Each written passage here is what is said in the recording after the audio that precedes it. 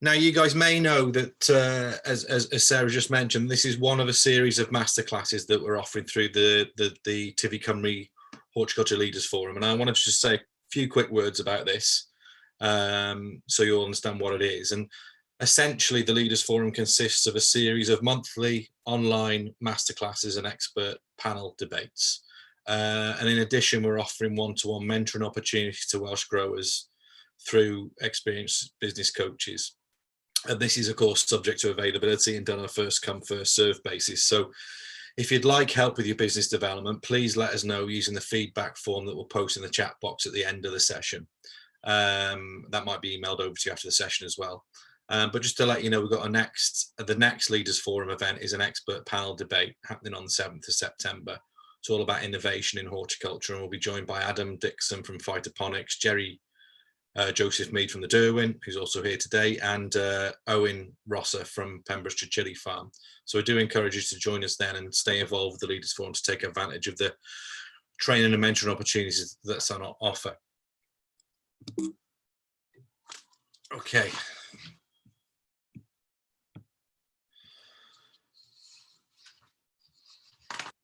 Now, I think what's important to say from the start is that sustainability can be a complex area with many different views of what being an environmentally and socially responsible business means. And as small business owners, we have many kind of competing demands on our time. I run a small business as well in a different sector to you guys, but staying ahead of evolving policy, of legislation and market trends, and perhaps meeting the latest criteria for grant applications and certification schemes and so on, can seem like a distraction on times, and sometimes it feels like a bit of a burden. But hopefully, through my short talk, I can help you navigate through some of this and shine a light on why sustainability is like vital. It is a vital aspect to your current and future business plans and success. So really, the aim, like I've kind of alluded to, the aim of this morning is to find out how your horticulture business can take advantage of the significant growing demand for sustainable produce, what sustainability means for horticulture businesses, why it's vital to your current and future success, and I guess crucially what steps you can take to demonstrate positive environmental practices and social impacts. And we'll open up for questions towards the end. Okay, a little bit about me before I continue. Thanks very much for that great introduction, Sarah. My experience is in helping organisations to put sustainability into practice. I set up my company in 2008, and over the years I've designed programs and delivered projects that help businesses create responsible brands, products, packaging and services that are low in environmental impact and high in social value. I think what's kind of interesting to sort of look at now is how the sustainability agenda has moved over the last 12 or 13 years since I've been sort of involved in it. And to be honest, back in 2008, 2009, it really was in a different place. And, you know, we certainly sort of felt more like we were pushing against closed doors rather than, you know, the way things are now, which, you know, it's becoming more mainstream, which is great for the sector and great for the movement. Okay, so let's begin with a question for you guys. The two images on the screen there, one of a double-decker bus and one of a small electric car. Which would you say is the most sustainable? If you pop an answer in the chat box, just say bus or car, whatever you think is the most sustainable. And there's no right or wrong answer to this. I should say.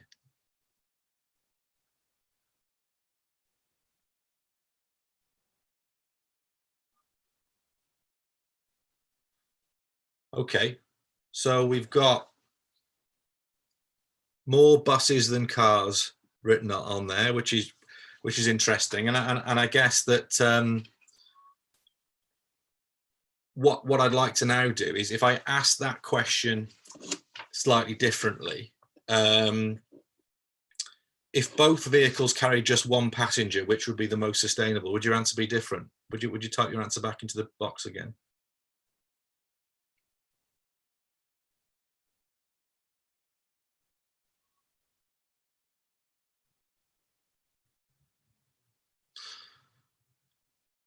Okay, so it looks like we're getting some answers with regards to, they're still coming in.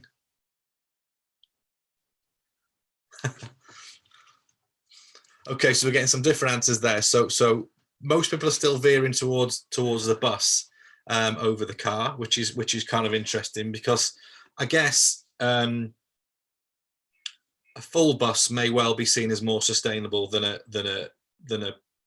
if it was carrying 80 passengers than sort of 80 cars carrying one passenger each. So of course, the point is there are many different factors that make this far from a kind of simple question to answer. You know, what type of fuel is used? If, you know, one of these vehicles is electric, is that from a renewable source? How old are the vehicles?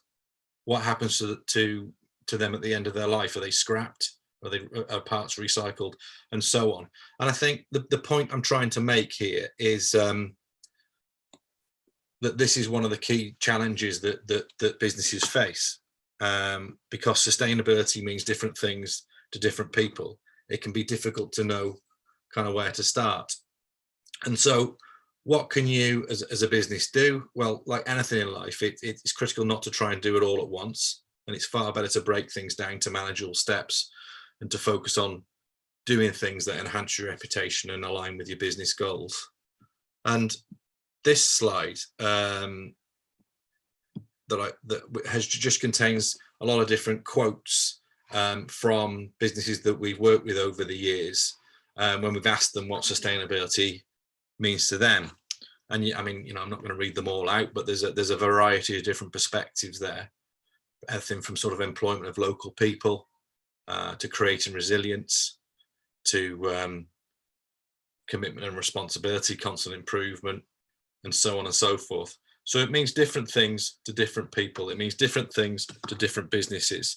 And so what's important to sort of factor in is that when we talk about sustainability, think of it as an umbrella term that encompasses all of these things.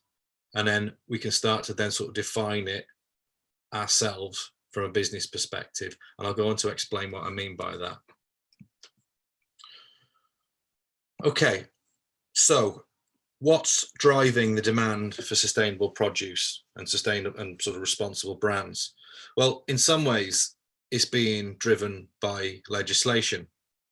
And whilst I'm not going to dwell on this today, it's important to be aware that internationally, governments are increasingly encouraging businesses to sort of green and decarbonise their activities. And in common with other countries, Wales has set quite ambitious reduction targets for reducing greenhouse gas emissions to net zero by 2050. Greenhouse gas emissions are things like carbon, things like methane, things like nitrous oxide that contribute to climate change. So quite a big shift between now and in 29 years time to achieve net zero. I'm sure you'll agree. And it means that, you know, the way we consume as businesses and consumers, the way we produce and consume goods and services is going to have to change quite considerably.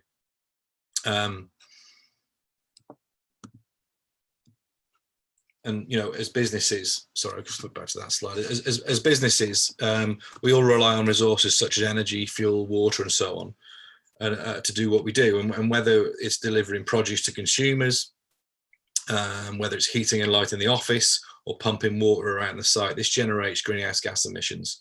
And as we grow, so does our consumption of these types of resources. So we need to take care to manage and keep our emissions down. And for horticulture businesses, the challenges are perhaps more acute, particularly with regards to peat and chemical use, for example. And obviously removing peat from its natural habitat is known to emit carbon, whereas chemicals can lead to pollution from runoff and so on that affect biodiversity. And I'll come back to these issues a little bit later and discuss them in more detail. We also have the Wellbeing of Future Generations Act in Wales that, in a nutshell, is all about ensuring that decisions that are taken to build the economy of Wales don't jeopardise people, our environment, or our culture. And this is similar to things like the Social Value Act in the UK, and other countries such as New Zealand have similar approaches in place, and many other countries are starting to develop approaches like this as well. But Wales is one of the first, and because this stuff is legally binding on the public sector, it of course means that as growers and suppliers of fruit, veg and ornamental produce, you are expected to demonstrate how you meet these aims if you want to win business with public buyers such as local authorities, the NHS and so on. But what if the public sector isn't your customer? Well, of course, sustainability isn't just about meeting legislation to sell to the public sector. There's also a growing consumer demand. The current backlash towards issues such as plastic waste in our oceans and things like a growing awareness of the climate crisis that we hear about on an almost daily basis through the media nowadays. Trade buyers want it, retailers, wholesalers and manufacturers and so on, and they readily will seek out suppliers that can help them meet their own, what they call corporate social responsibility objectives. And some research, the boxes on the screen there, some research we did a few years ago looking at what some of these guys are focusing on, what some of these trade buyers are focusing on, identified and highlighted some key focus areas and kind of their direction of travel. And this indicates some areas that as growers and suppliers, you could potentially align with to improve your chances of placement with these types of buyers. So another question really for you guys. I mean, look at those 9 boxes on the screen there. Are there any that you feel you could easily demonstrate good practices in? Are there anything that you feel you're already taking good steps towards? You pop that in the chat box, any thoughts you might have.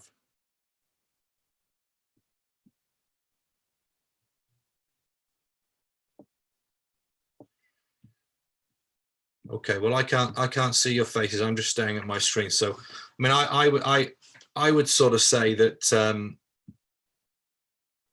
food waste and food poverty. Thank you, Hazel. Environment and resource use. Thank you, Jonathan. Alternatives to plastic. Thank you, Chris.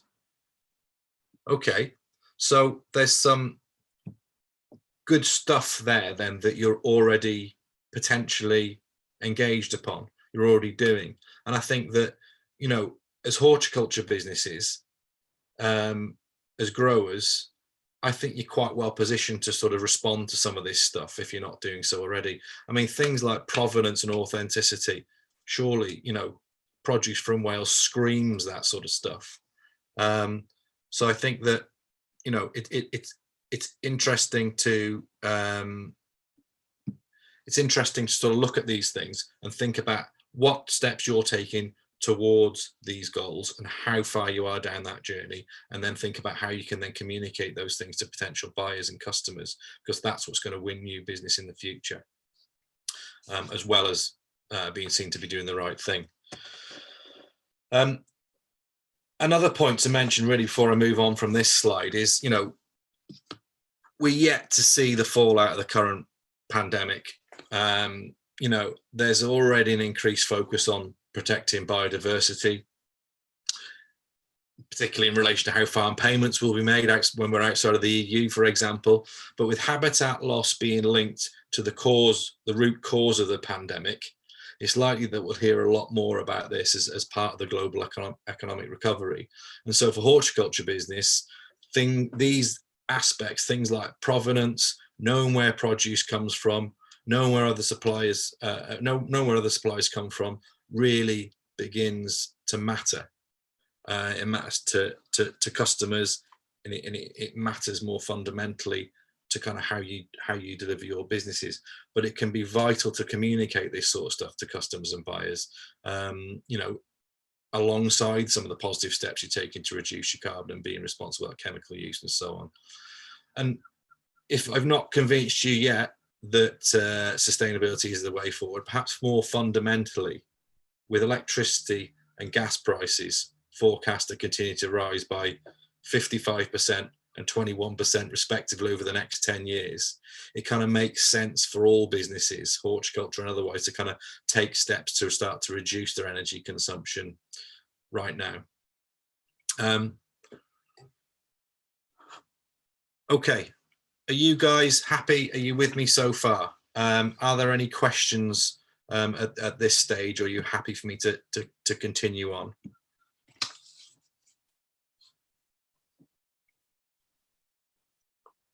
Well, Hazel's happy, so that means we must all be happy. Jerry's happy, that means I'm happy. Let's carry on then. Okay.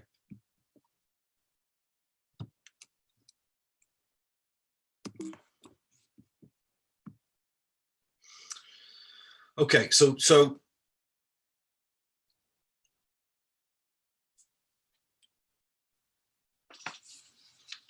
let me get back to my notes. So I've explained why we're seeing a real surge in demand for responsible business and sustainable produce so far.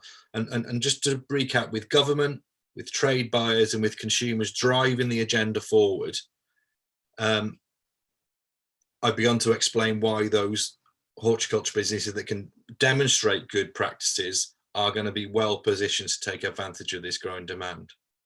Okay, so I guess a next question is, what can you do? Well, I would say if we first consider things from an environmental perspective, some of the common challenges that horticulture businesses face relate to their use of peat, chemicals, fuel, energy, plastic and water, and so on. And I'll talk more about these issues as we go through. But as I've explained, being a sustainable business is not just about the environment. Equally, it's vital to consider your impact on people and how you contribute to the local economy in areas such as bringing decent employment opportunities to often rural areas, trading locally in relation to what you buy and sell, and how you cooperate with other businesses and interact with your local community. And these are all valuable assets to communicate with your customers and can help you take advantage of the significant growing demand for sustainable produce. But what's absolutely critical is if you make any of these claims, you need to be able to back them up. So all this sounds great, I hear you shout. How can we do it? What can we do? Well, if we first look closely at environmental impacts, I always recommend breaking down your process into stages and then beginning to think about what resources you use and how much you use at each stage. And what you can do then is you can start to identify and prioritize where improvements can be made. And I find this is kind of called life cycle thinking, but I find using the model on the screen can help you do this. Of course, not every business will do things in this exact same order, and the model can be rearranged or adapted to suit. But for example, at the grow stage, do you know how much water, peat and fuel you use and when you use it? If you have greenhouses or polytunnels that are heated adequately, are they adequately sealed to prevent heat loss? Do you collect and recycle rainwater? What other resources do you use? Chemicals, for example. Do you have an integrated pest management system in place? Do you regularly monitor the chemicals you use, and can you use less? I'm going to run a short clip now from Neil Alcock at Seant Nurseries. And this is all about him describing his approach to peat and chemicals. It starts about 15 seconds in, so he'll start talking any moment now. I know through my conversations with Sarah at Tyfu Cymru that you're doing some interesting stuff and some practical steps with regards to things like single-use packaging and peat-free growing and this sort of stuff.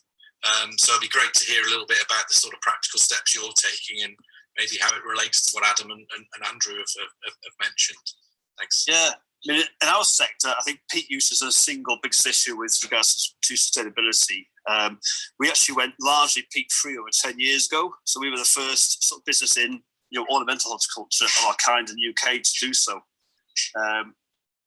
when you pioneer ideas, it comes at a cost, so you pay a lot more for it, and it both in the product and your learning curve, but you gain the experience quicker when you know deadlines will loom sometime in the future. And more recently, DEFRA have now stepped up to actually ban the use of peat in horticulture. I mean, for garden centres or consumer use by 2024 now, I think. And for the likes of us, it's looking to be like 2028 with a use update by 2030. So it doesn't worry us in that respect. I mean, we're 97% peat-free at the moment. So we just have 3% peat within our production.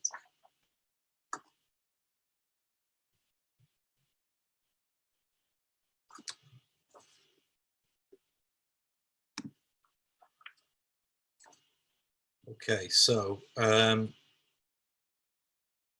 think as many of you guys will know, the issue around peat is that it's a natural carbon sink, and as it grows, it absorbs and stores carbon. But when it's damaged or dug up, it emits carbon, which is obviously a greenhouse gas emission and a greenhouse gas, and that contributes to climate change. So that's kind of the problem with it. And as Neil mentions, that's presumably why sales of peat compost to gardens will be banned in the UK by 2024. And with Natural Resources Wales and DEFRA having recently put plans in place to manage our peatlands, will potentially, as Neil alludes to, potentially see this ban extend to commercial growers by 2030. But I think what's equally important to note is that it is estimated that peat resources in the UK and Ireland will be exhausted within 2 decades. So there is a kind of urgency behind this sort of drive to seek out alternatives and make those changes. Okay, back to our process model. At the store stage, does your produce require temperature controlled storage, for example? If so, do you regularly perform checks to ensure that this is accurately controlled? Heating and cooling at the wrong temperature can cost hundreds on wasted energy, as well as damaging your produce and leading to waste. And so, adequately insulating and sealing units will help maintain temperatures and reduce your energy bills. The next stage along the process model, the pack stage, think of things like, is the packaging you use single use? And if so, is it left with your customer to dispose of at a cost to you and a burden to them? Or can you offer a reusable packaging system that you can collect or that they can return after use? The recent focus particularly on plastic and plastic waste has led to a lot of sort of alternative packaging materials being used that can be more expensive, quite often are more expensive, and unfortunately they're not always better for the environment, particularly if they're single use. And some examples include biodegradable materials such as bamboo trays, coir pots, and pots made out of mulched card. And of course, some of these will break down naturally, but others require specific conditions to break down and can't be recycled. So, it's moving from one type of single-use packaging to another doesn't necessarily resolve the issue. What can be far stronger a proposition is to think about packaging that can be used time and time again, because this prevents waste and it can be more cost effective when compared to single use, because it keeps the packaging in the loop, so I'm going to keep buying it each time. And I think one thing there to think about is to look at the packaging that you use and think about, are there any elements that can be returned, refilled or reused? Pallets being an obvious example. And that would be certainly a sort of way forward for reducing packaging waste and specifically plastic waste. Okay, back again to the process model. At the deliver stage, how effectively do you plan deliveries? Clearly a fully loaded van is a lot more fuel efficient than a half full one. Can you share deliveries with others to make sure this happens as often as possible? Is backhauling viable? If you operate, for example, a veg box scheme, that delivers to sort of customer doorsteps, this can be a considerable additional fuel cost. Can you arrange drop-offs in a central point for customers to collect? What about electric vehicles? With a ban on selling diesel, petrol, and hybrid cars engines by 2035, you know, have you plans in place to switch over? Obviously, when the technology permits, and when the costs are viable. But by thinking about your process in stages like this, you can start to chart the resources you use at each stage, and then set priorities for where you can make the biggest environmental savings and indeed cost savings. Okay. Are you with me so far? Is everybody happy? Are there any questions for me at this stage?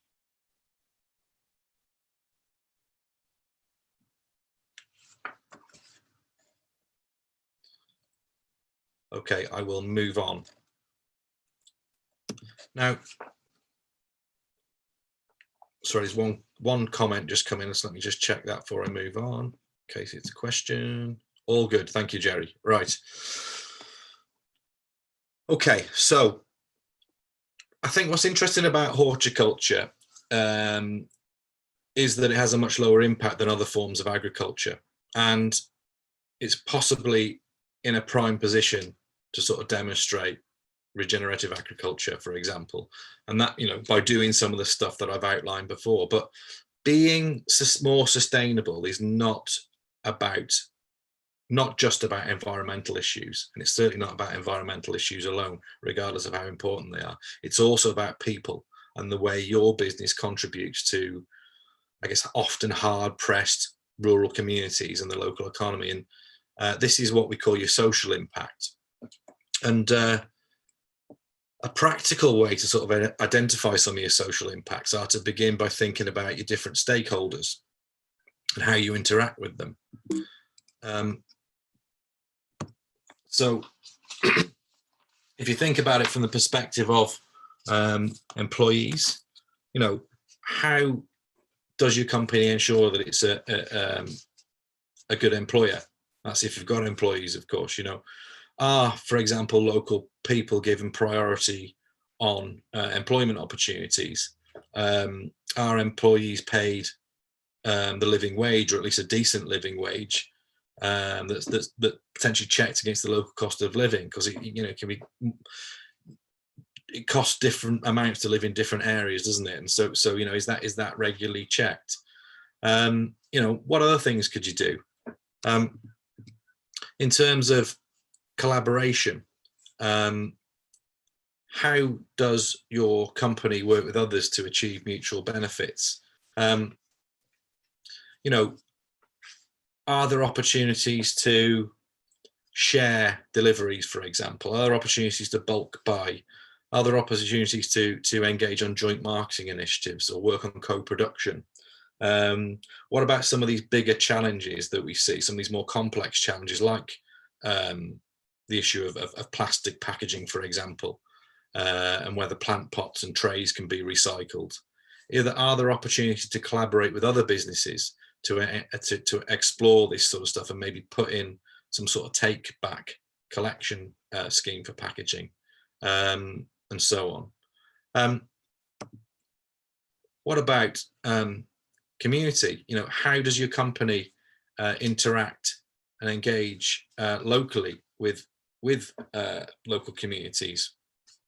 I mean, first thing to say, are our local people aware of your business activities?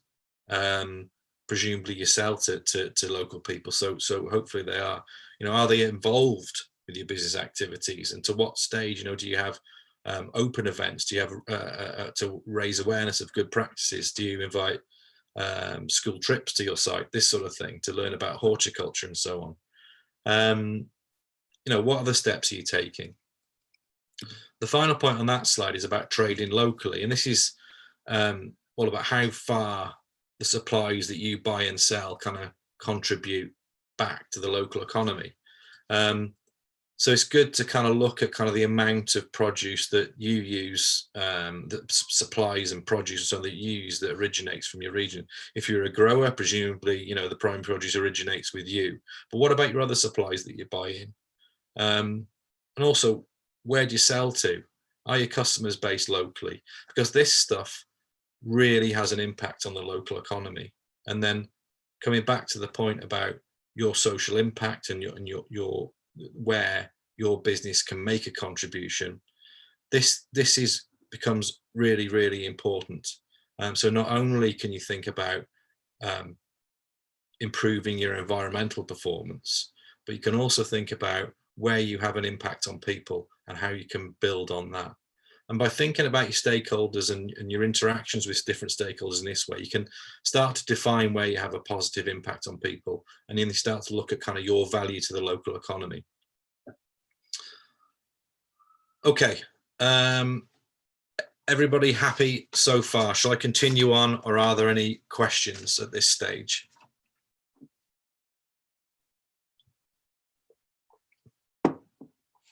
Okay, there's one chat point come in.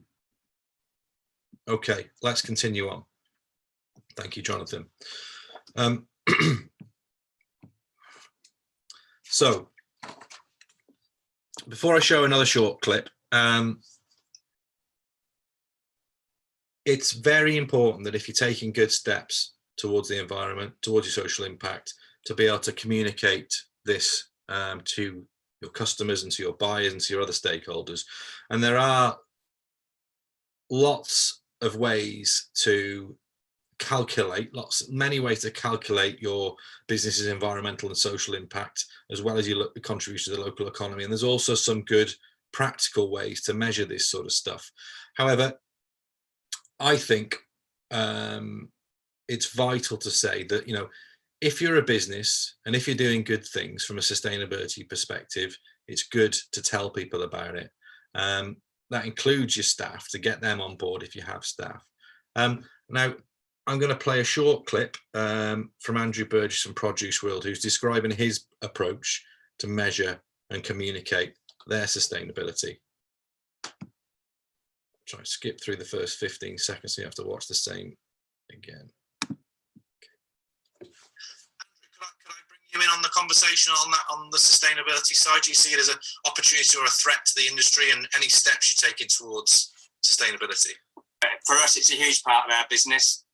It's what originally drove me into getting interested in organic. Even though, actually, I'm going to tell a little war story, I was a very reluctant entrant into the organic market originally. I was actually told to do it under threat of losing my conventional business by a supermarket buyer in 1996. But I've really grown into it and grown to love it and learned a lot from it and transferred a lot from organic into conventional growing. But I think what's becoming clear is this is really now really high on supermarket agendas. What they're struggling to do is find a way of telling a story and marketing the benefits of what we're doing. And so what we're starting to see is a lot more data measurement coming into the business in terms of carbon, biodiversity, reducing inputs, you know, chemicals, fertilizers, energy, and actually trying to put a score to that and tell a story about that. And food waste as well is a huge issue. And in my part of the supply chain, that's all about growing better crops with less waste in them, but also utilising those byproducts into other co-products, which all helps decrease the carbon footprint, energy footprint of the products we're doing.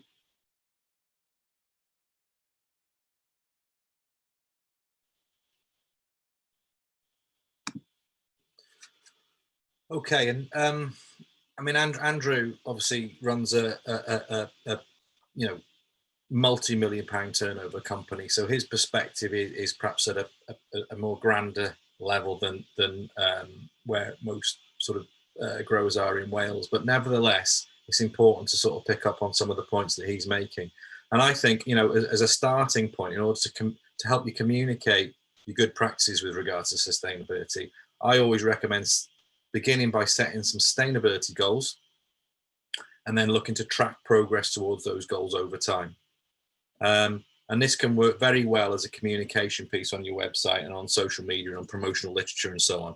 And these guys, Barfoots, which I know Johnny and Sarah and the guys at Tyfu Cymru have been have engaged with recently, I think they do it fairly well. And I thought it throws up a kind of good example of how to do this sort of thing.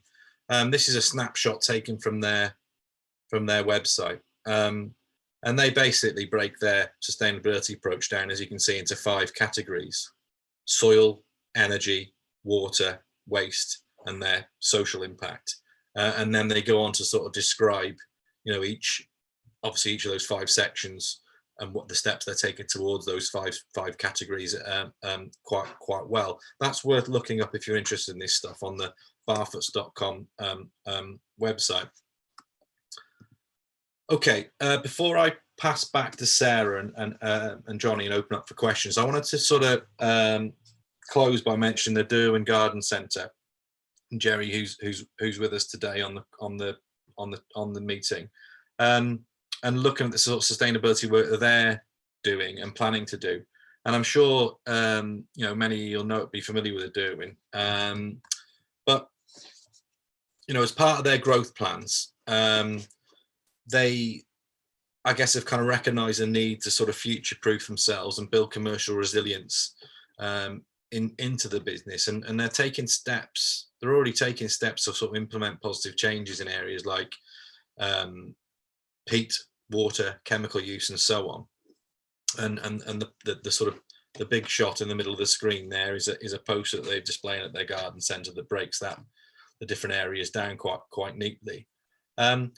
As you might have heard Sarah mention at the start of this session, with support from Tyfu Cymru through the Leaders Forum, I've been helping the guys at Derwent and Jerry at Derwent to do a sort of sustainability audit, and through that identify some practical steps that can help them sort of move forward. And it is a work in progress, but I hope that it'll be of interest because I guess many of the challenges that they're facing are likely to be common across the sector, so they might be similar to the challenges that some of you guys are facing.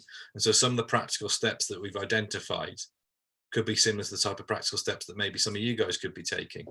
And just to kind of, I'm not going to talk about this in great levels of detail, and I want to ask Jerry to just sort of say a few words in a moment about it. But I've just pulled out a couple of areas, 4 areas that we've sort of helped them focus on, of which there are many areas that we help them that they're focusing on, but these 4 areas I think are quite important to mention. And the stuff they're doing with regards to peat, and so some practical stuff that we've sort of outlined is to kind of set an agreed date to begin selling only peat-free compost, to monitor and keep record of the peat used from bought-in plants, and to set an annual peat reduction target, and also to sort of explore opportunities to buy from suppliers that demonstrate peat-free reduction practices. With regards to water, again, a key thing is to kind of understand how much water, particularly mains water, you use, and then to be able to sort of look at ways to reduce that. But they already have sort of rainwater collection in place, and they use drip lines and so on. So the next step is really sort of look at sort of reducing water use and sort of increasing efficiency, and exploring sort of introducing drainage collection and reuse system to lined potting tables, and exploring installing compostable toilets that don't use water are 2 things that we identified through the sustainability audit that they could start to look at. With regards to chemicals, again, understanding how much you use is important, but I mean, thinking about opportunities to buy from suppliers that also demonstrate low or chemical-free practices can be quite a good thing to sort of do, and quite a simple practical step to take.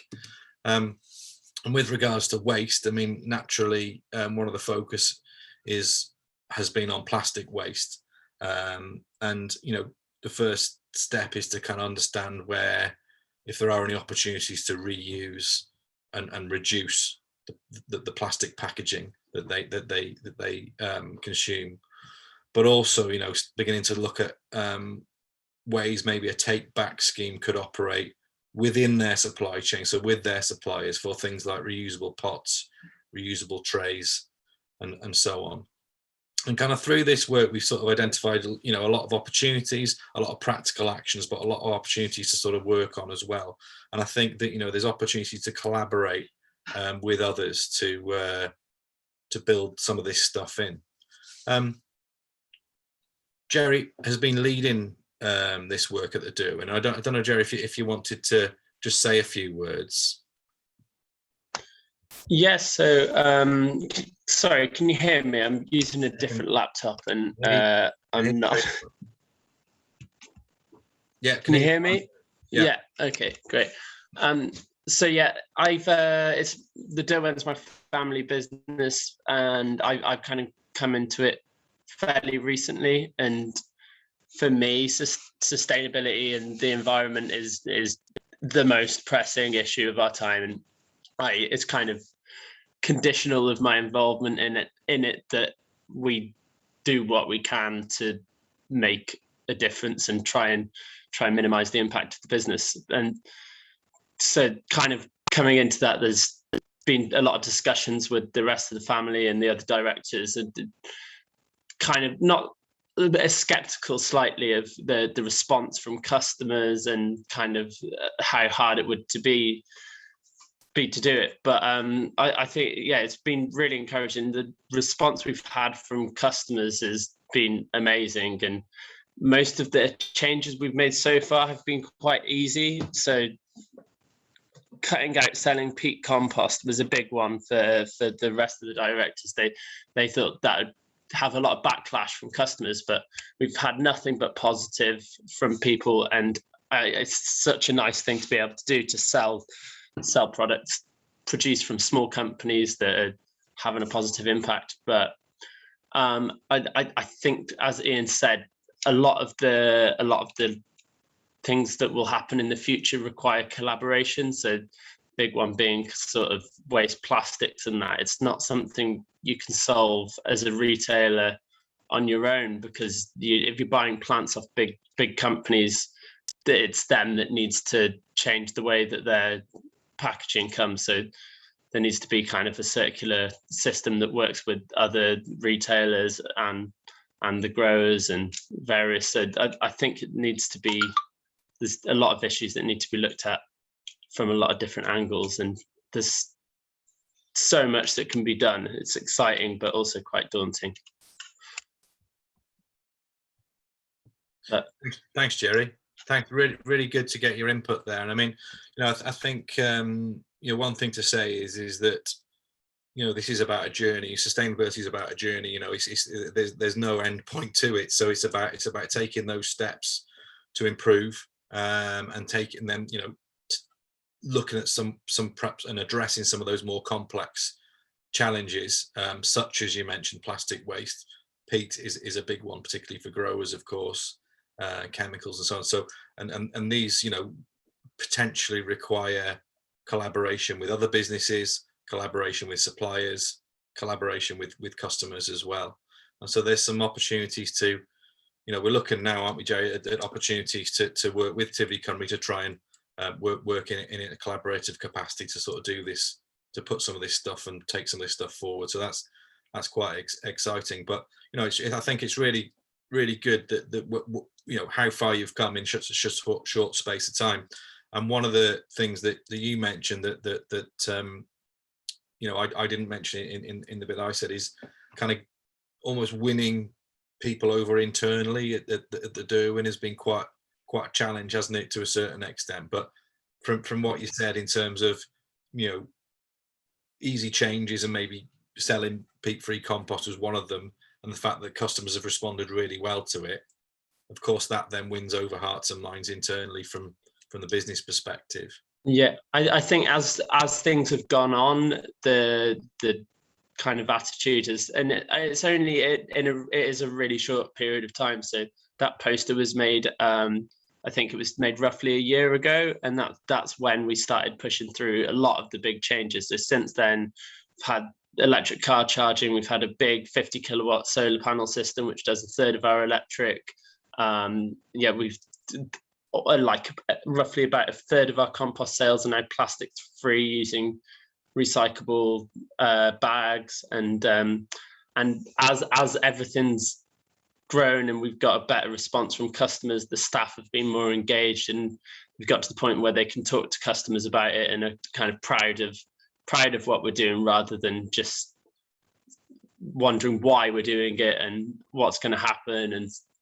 And so it's been really encouraging to see it grow. But I like I say, the next stages, so we're quite a big retailer. We sourced as many plants as we can that are grown without peat, but to increase that further is challenging. And then also we feel an obligation to continue to buy off the suppliers that we've worked with for decades, that we've got a really close personal relationship, and they're maybe not quite ready to make the transition themselves, but we nonetheless have an obligation to them.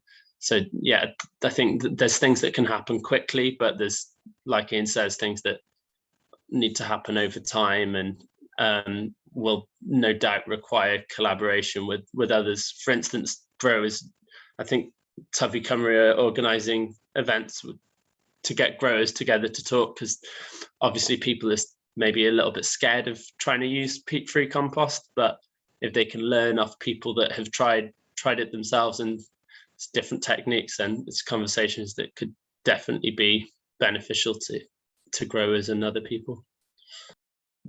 That's great. Thank you very much, Jerry. It's really valuable to get your input, and I'm sure speak for everybody here with saying that. And just to sort of say that, of course, Jerry's been leading that work at the Derwent, and as I mentioned earlier, Jerry's kindly going to be joining us at the next expert panel debate that we're having through the Leaders Forum, which will be on the 7th of September. So that's a date for your diaries. And that's happening 7th of September at 10 a.m. I do hope you can all join us for that and find out more. Okay. Just before I pass over to John, I just wanted to sort of summarize things.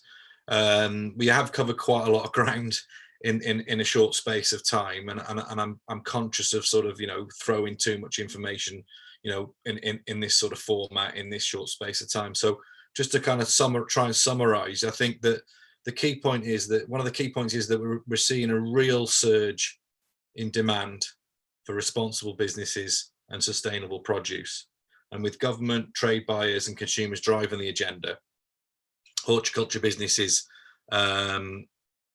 that can demonstrate good practices are well positioned to take advantage of this growing demand.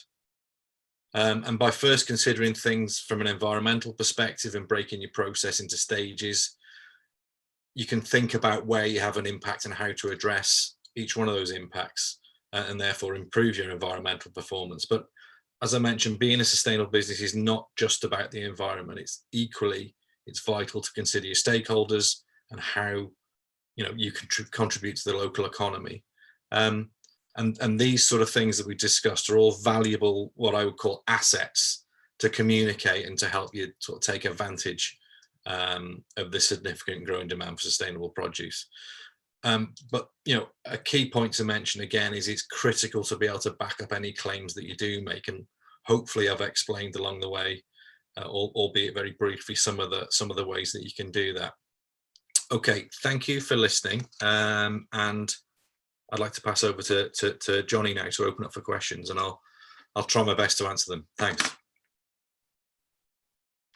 No, thank you, Ian, for that really excellent presentation, and thank you, Jerry, there for hopping in as well.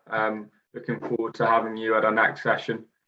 There is a question in the chat there from Chris. I'm not sure, Chris, if you want to unmute yourself and ask that one to the group, and yeah, let's hear what everyone else is doing as far as telling their story.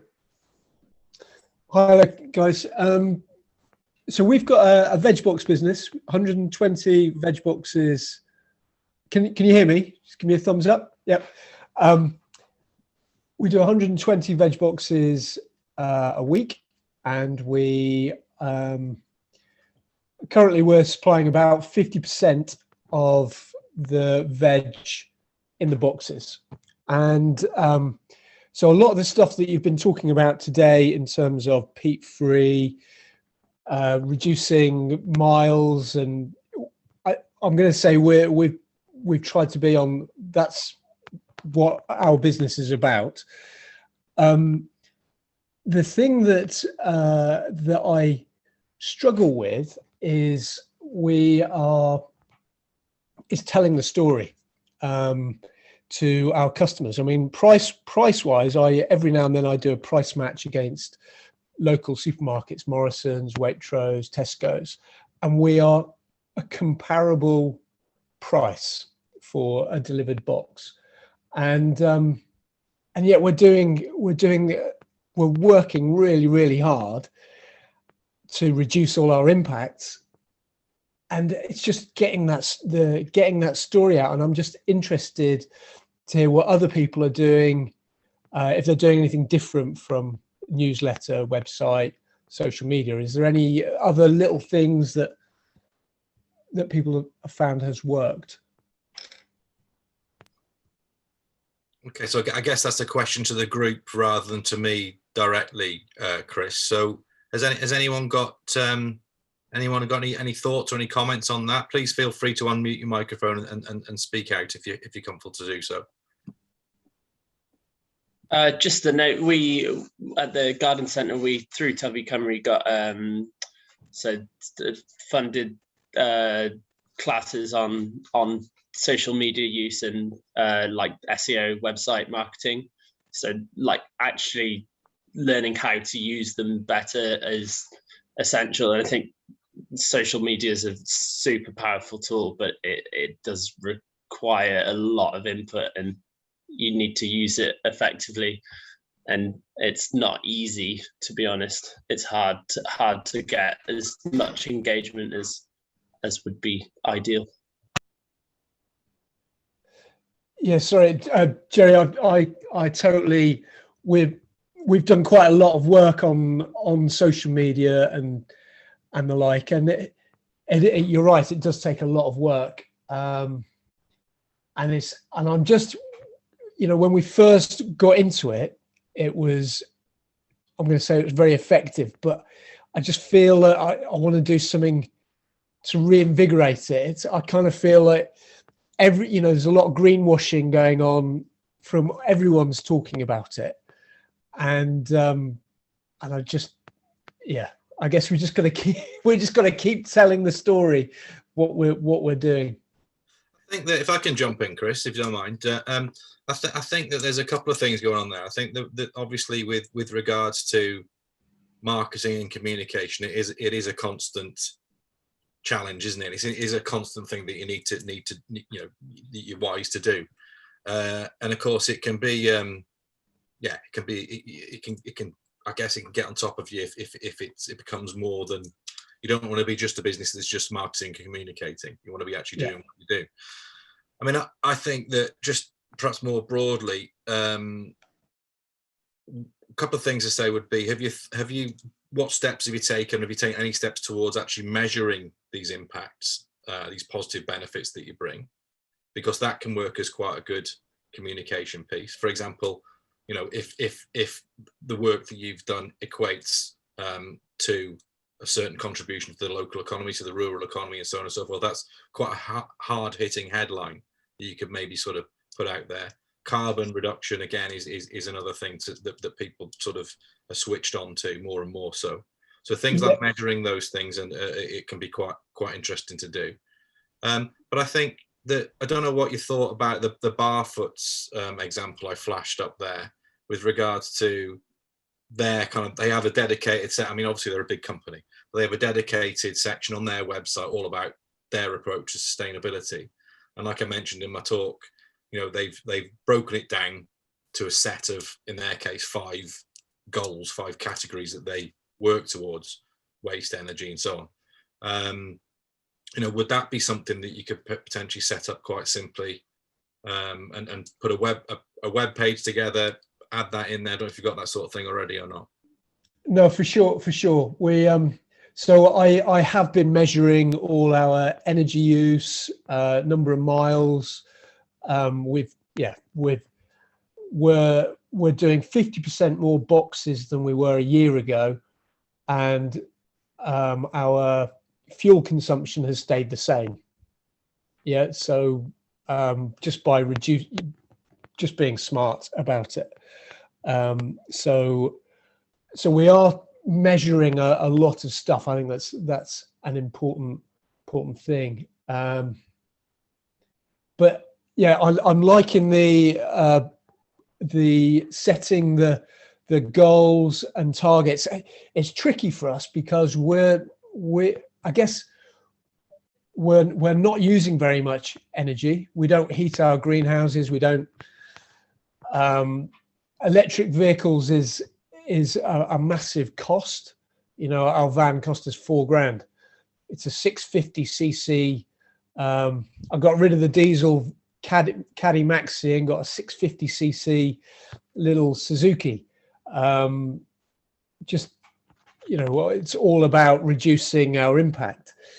So it's what I liked about the Barfoot's thing is actually the web page dedicated to it. So that is something that we will implement. So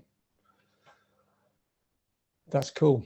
Thank you. I'm just seeing there's a couple of things coming through on the chat. So okay, great. Johnny, is there anything else you want to add? No, I think just obviously make everybody aware that through the Leaders Forum we are sort of doing mentoring, and that is available. We have a short survey that we'd love for you guys to fill in, which I'm going to drop into the chat, and on that you can express an interest in any sort of mentoring that you would like. And like Jerry did sort of highlight, we can help with any sort of digital marketing training if that's something you need help with to sort of better tell your story. So it'd be really helpful if you could fill in that survey as well, and we will email it out to you. And then thank you, Chris, for that question. I hope you've seen Hazel's comment there. yeah, no, that's brilliant. Can I ask, has anybody else got any questions they'd like to ask or anything else to add?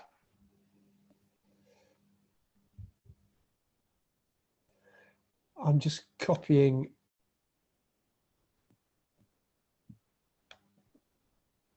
Okay, so I think if that's everything, guys, we'll leave it there. Again, a big thank you to Ian. Thank you to Jerry as well for hopping in at the end there. And yeah, thank you guys for all attending.